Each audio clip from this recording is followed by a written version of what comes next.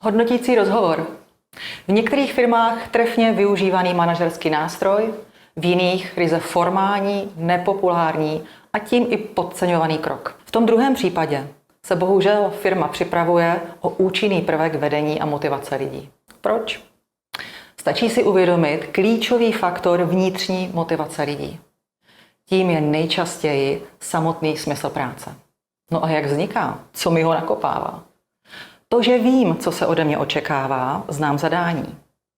To, že znám své proč a rozumím přínosům své práce, co ovlivňuju, čemu pomáhám.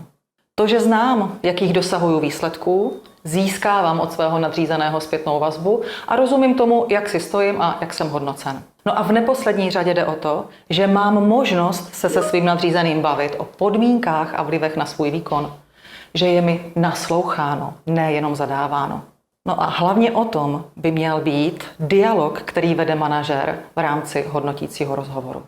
Je mnoho přístupů k hodnotícím rozhovorům a já dnes vyberu ten, který se v mé praxi nejvíc osvědčil. A řeknu taky proč a jak s ním pracovat.